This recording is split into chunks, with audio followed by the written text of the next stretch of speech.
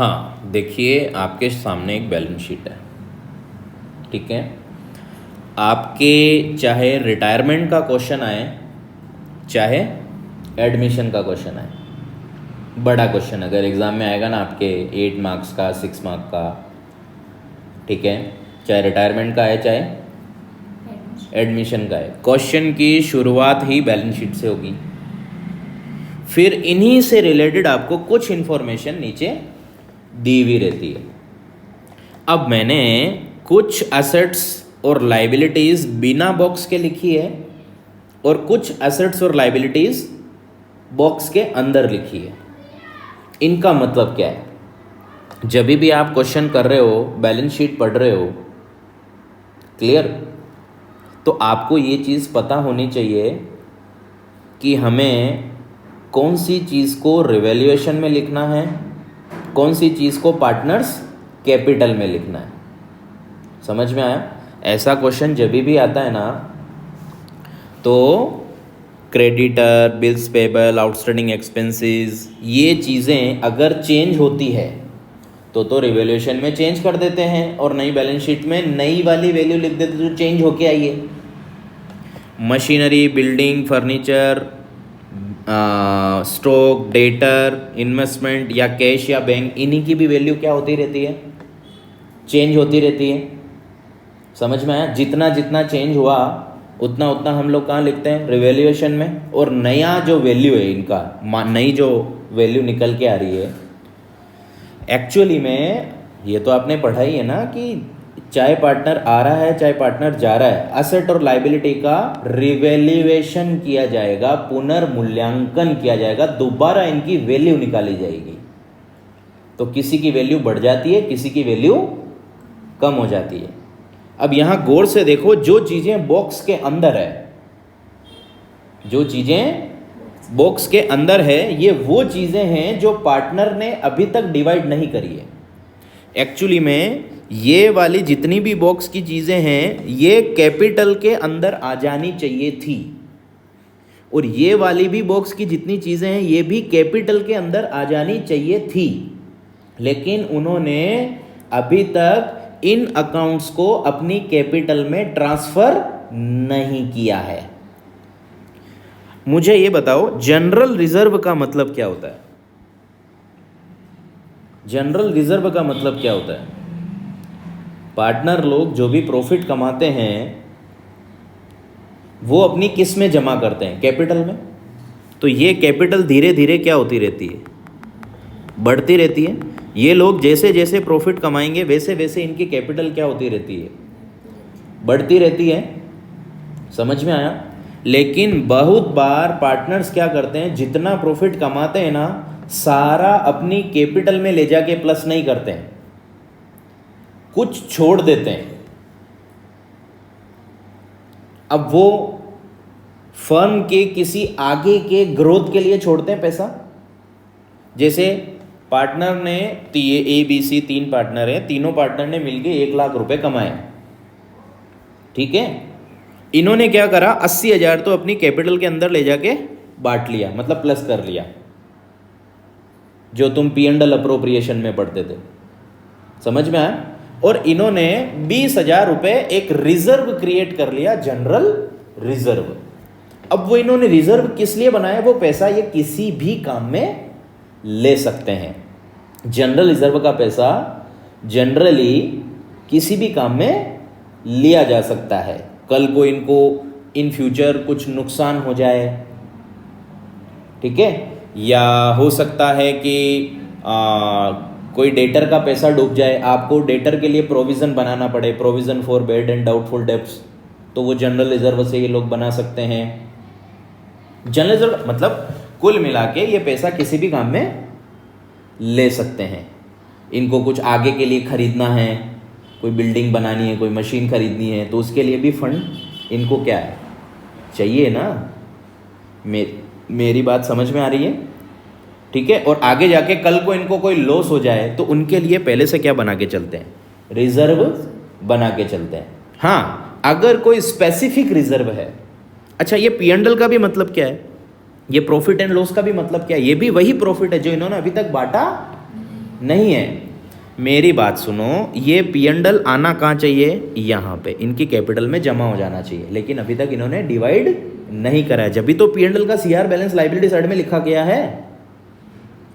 जब आप partners capital बनाते हो तो इन्वेस्टमेंट फ्लक्चुएशन फंड है, चाहे वर्कमैन कंपनसेशन फंड है, इनके बारे में मैं भी बताऊंगा ये क्या होते हैं। जनरल रिजर्व है, P&L है, इनको पार्टनर में डिवाइड करते हो कि नहीं करते हो? क्यों करते हो? क्योंकि पहले नहीं बांटा, अब बांट दो। क्योंकि जब भी पार्टनर आएगा या कोई भी पार्टनर जाएगा तो ये बटेंगे। क्यों बटेंगे? अगर पार्टनर कोई आएगा तो मुझे ये बताओ, इन फंड्स पे किसका अधिकार है? पुराने पार्टनर्स का। तो क्या किसी पार्टनर के आने पे ये इसको खत्म नहीं कर लेंगे? मतलब कहने का मतलब है, अच्छा इन्वेस्टमेंट फ्लक्चुएशन फंड क्या है कि कल को आपकी इन्वेस्टमेंट की वैल्यू कम हो गई, किसकी वैल्यू कम हो गई, तो इस फंड से बराबर कर लेंगे, उसकी भरपाई कर लेंगे।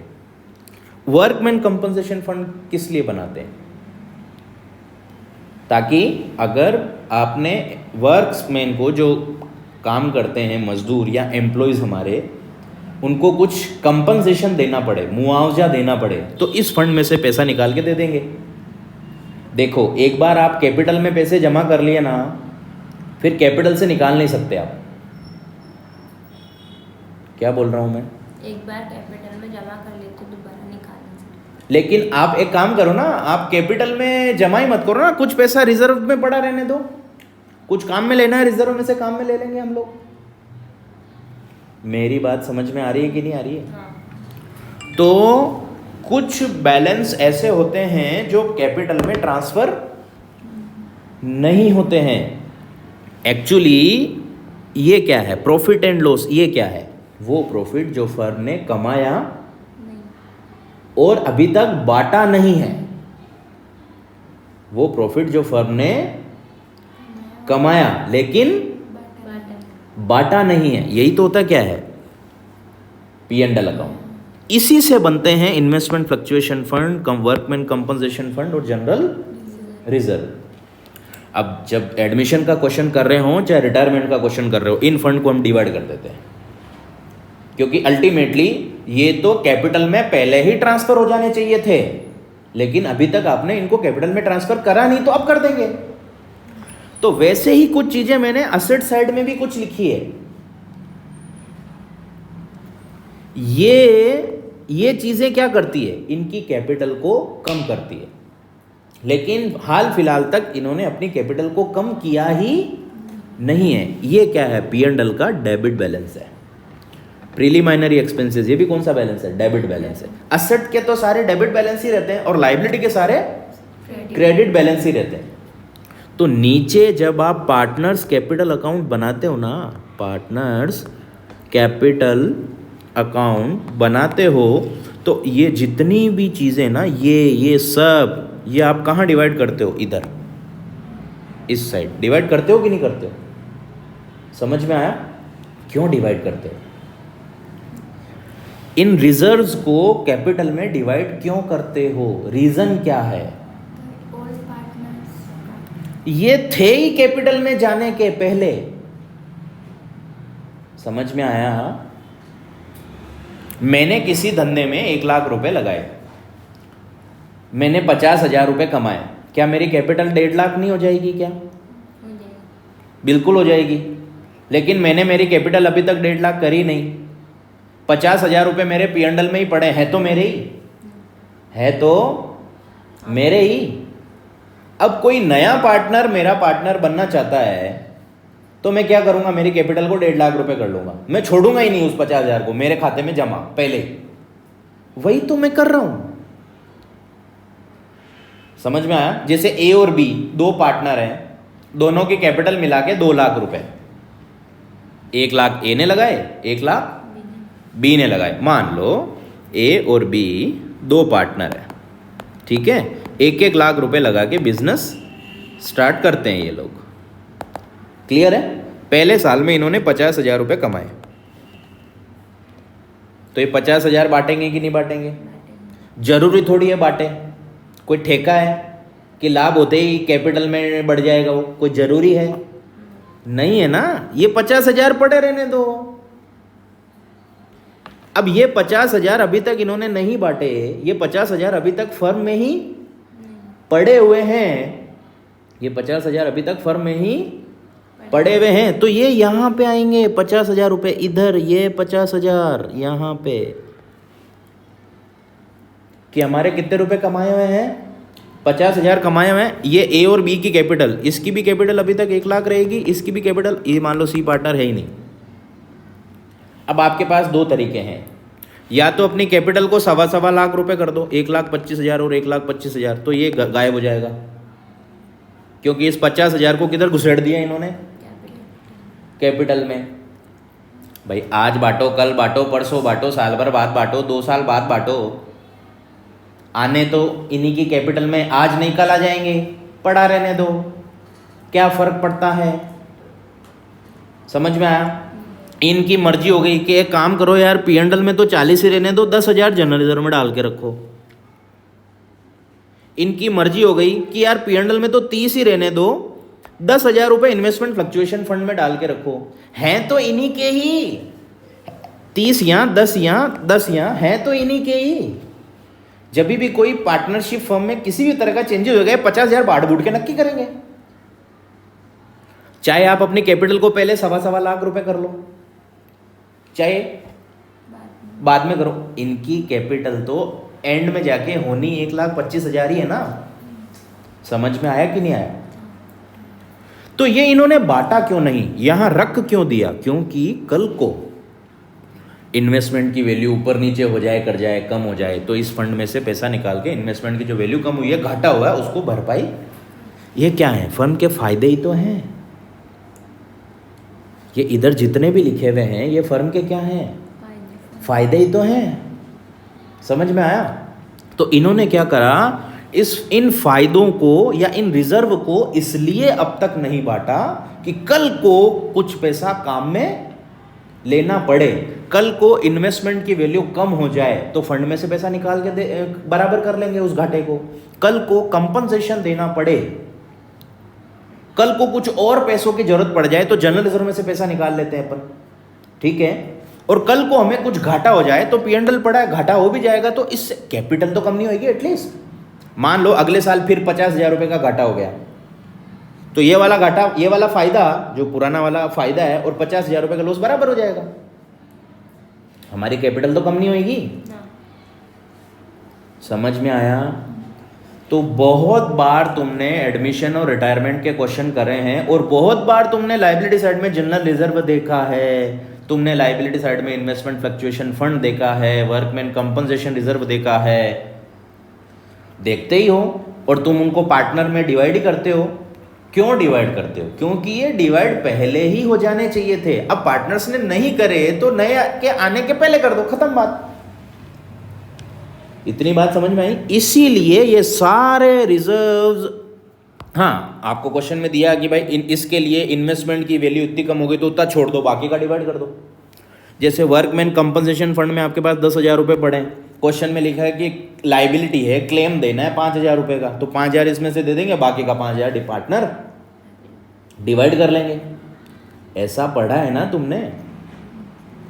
तो ये वही रिजर्व हैं, ये वही प्रॉफिट हैं जो अब तक पार्टनर्स लोगों ने बांटे नहीं थे। इसीलिए नए पार्टनर के आने पे या किसी के जाने पे इनको क्या कर देते हैं, बांट देते हैं। और ये जो बॉक्स में जो जितनी भी चीज़ें लिखी हुई है ना, ये आगे से नई बैलेंस शीट जब आप बनाते हो वहाँ से हो जाती है गायब, वहाँ आपको दिखती ही नहीं है, क्योंकि अब ये सारा पैसा किस में ट्रांसफर हो गया, कैपिटल में। तो आप नई बैलेंस शीट में इन सब के अलावा केवल एक ही चीज़ लिखते हो, क्या, कैपिटल, जो उनका बैलेंस आता है। तो इन सब चीज़ों को इधर डिवाइड करते हो कि नहीं करते हो?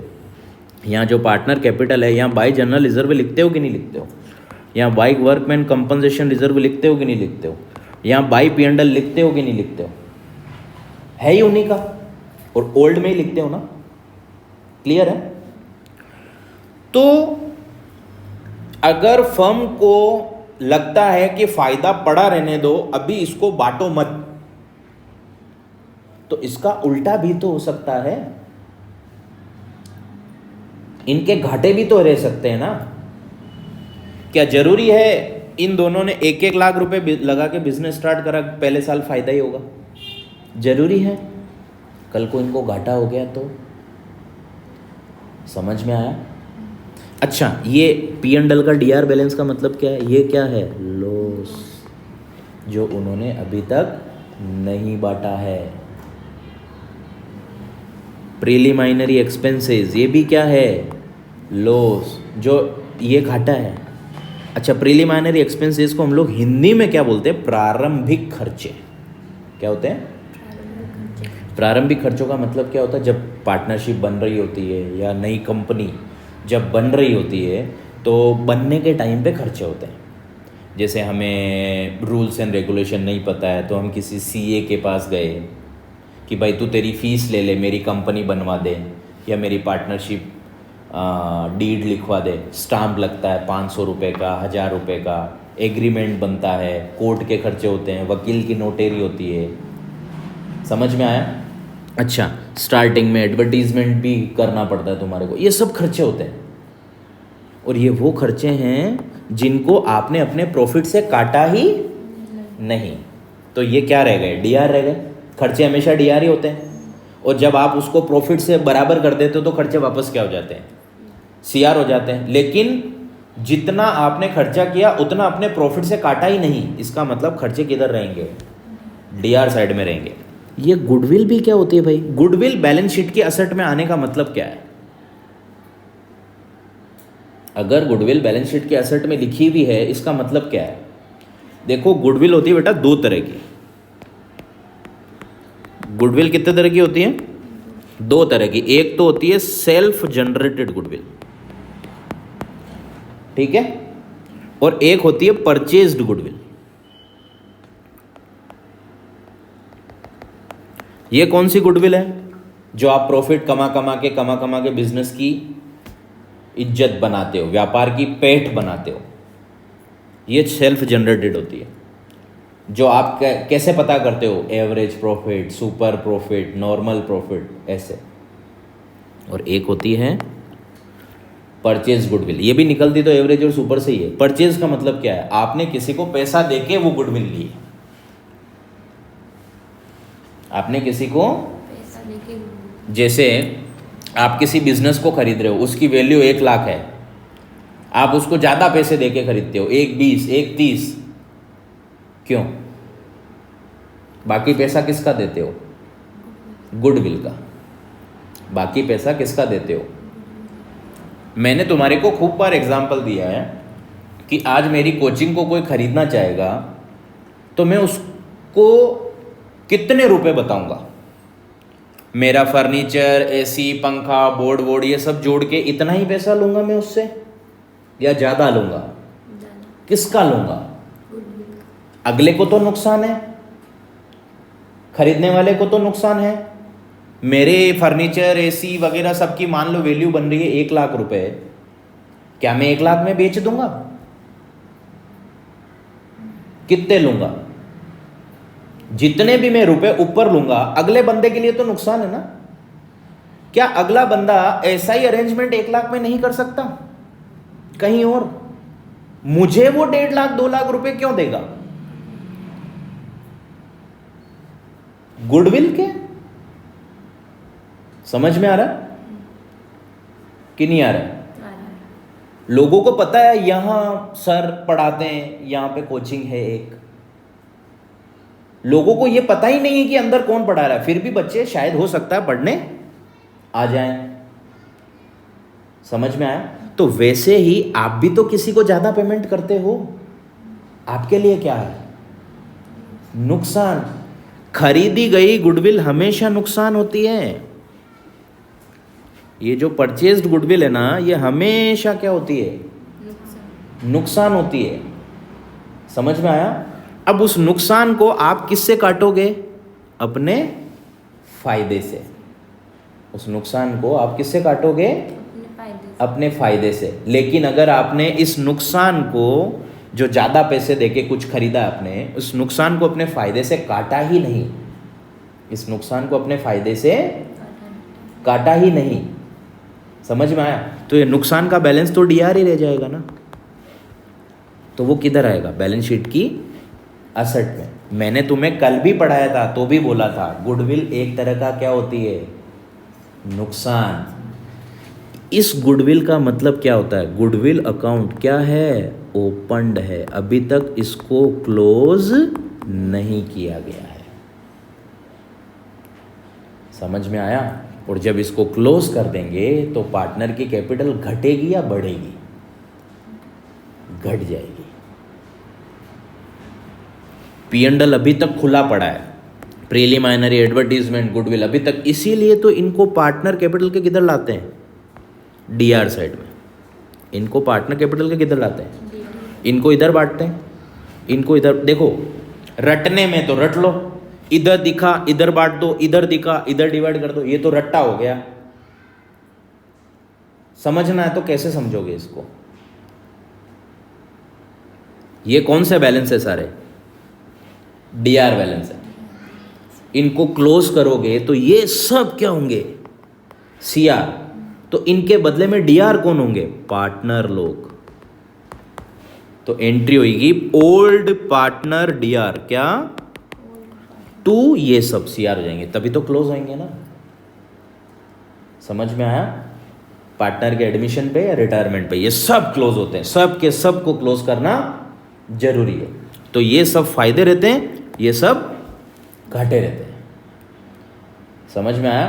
तो पार्टनर एडमिशन, पार्टनर्स के एडमिशन के टाइम पे या रिटायरमेंट के टाइम पे आपको अगर असेट साइड में कुछ ऐसी चीज़ें दिख रही है तो उनको भी क्या करो? क्लोज। और लायबिलिटी साइड में भी कुछ ऐसी चीज़ें दिख रही है, उनको भी क्या करो? क्लोज। और गुडविल बैलेंस शीट के असेट में लिखी हुई है ना, इसका मतलब क्या है? गुडविल अकाउंट अभी तक क्या है? खुला हुआ है। ये वो नुकसान है जो अभी तक ओल्ड पार्टनर्स ने बांटा ही नहीं है। अब इस नुकसान को डिवाइड करेंगे तो जर्नल एंट्री क्या होगी? मुझे ये बताओ, कोई पार्टनर आपस में नुकसान बांट रहे हैं, उनकी कैपिटल बढ़ेगी या घटेगी? कम होगी।